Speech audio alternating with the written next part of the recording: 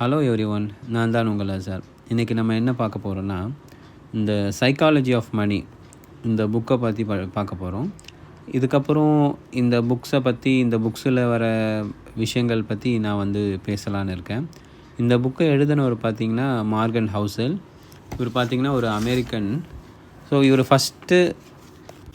இவர் இன்ட்ரொடக்ஷனாக கொடுக்கறது பார்த்திங்கன்னா the greatest show on earth அப்படின்னு சொல்லிட்டு ஒரு இன்ட்ரொடக்ஷன் கொடுக்குறாரு. அதில் பார்த்திங்கன்னா அவரோட காலேஜ் டேஸில் ஒரு ஹோட்டலில் வேலை செய்கிறாரு.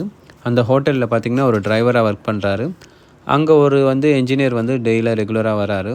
அவர் பார்த்திங்கன்னா ஒரு டெய்லி குடிக்கிறதுக்கு வருவார் போல். அவர் கிட்டத்தட்ட அவரோட 30வது வயசுலேயே பார்த்திங்கன்னா அந்த கெஸ்ட்டு ஒரு வைஃபை டெக்னாலஜியில் ஒரு பார்ட்ஸ்க்கு இது காப்புரிமை வாங்கி வச்சுருக்காரு. அது வாங்கி வச்சதுலேருந்து அவருக்கு நல்ல பணம். அவர்கிட்ட பார்த்திங்கன்னா எப்போவுமே அந்த பாருக்கு வரும்போது கட்டுக்கட்டாக பணம் எடுத்துகிட்டு வருவார். அங்கே பார்த்திங்கன்னா அவரோட பணத்தை பற்றி தற்பெருமை பேசுவார்.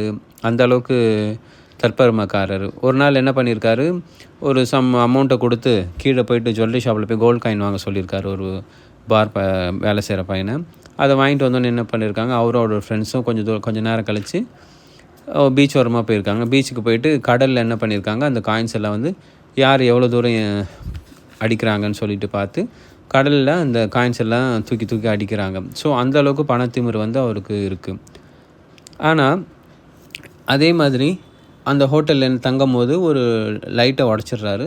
லைட்டு உடஞ்சோடனே அந்த ஹோட்டல் மேனேஜர் இதுக்கு $500 கொடுங்க அப்படின்னு சொன்னோடனே, அவர் என்கிட்டயே காசு கேட்குறியா, என்கிட்டயே பணத்தை பற்றி பேசுகிறியா அப்படின்னு சொல்லிட்டு இருந்தால் $5000 இதுக்கப்புறம் என்னை நீ பார்க்கவே கூடாது, என் மூஞ்சிலே முழிக்கக்கூடாதுன்னு சொல்லிட்டு அவ்வளோ திமிராக பேசுகிறாரு.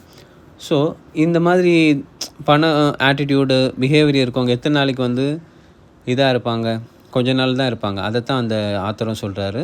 அவர் கொஞ்ச நாள்லேயே அவர் திவால் ஆகிட்டார். கொஞ்ச நாள்லேயே அவர்கிட்ட இந்த பணம் எல்லாமே காணா போயிடுச்சு. ஸோ இதில் என்ன சொல்கிறாருன்னு ஆத்தர்னா, பணத்தில் இருக்கிறது மட்டும் நம்ம திறமைசாலியாக இருக்கிறோன்ற இல்லை, மற்றவங்கள்ட்ட நம்ம எப்படி இது நடந்துக்கிறோன்றதும் முக்கியம் அப்படின்னு சொல்லிட்டு சொல்கிறாரு. ஸோ ஒருத்தர் எவ்வளோ தான் திறமைசாலியாக இருந்தாலும் அவரோட எமோஷனுக்கு அவர் அடிமையாக இருந்தாருன்னா அவரால் சக்ஸஸ்ஃபுல்லாகவே இருக்க முடியாது. அவரோட வசதி வாய்ப்பு எல்லாமே ஒன்றுமே இல்லாமல் போயிடும் அப்படின்னு சொல்லிட்டு சொல்கிறாரு. சிலர் பார்த்திங்கன்னா கொஞ்சம் அந்த பொருளாதார அறிவே இல்லாமல் இருப்பாங்க, பணத்தை பற்றி ஒரு சரியான அறிவே இல்லாமல் இருப்பாங்க. ஆனால் கண்டிப்பாக வசதியாக வாழ்வாங்க. ஏன் அப்படின்னு பார்த்திங்கன்னா அவங்களோட பிஹேவியர், மற்றவங்கள்ட்ட எப்படி நடந்துக்கிறாங்க, அந்த பிஹேவியர் தான் அவங்கள அடுத்த லெவலுக்கு கொண்டு போகுது அப்படின்னு சொல்லிட்டு இந்த ஒரு டாப்பிக்கை அவர் பேசி கம்ப்ளீட் பண்ணுறாரு.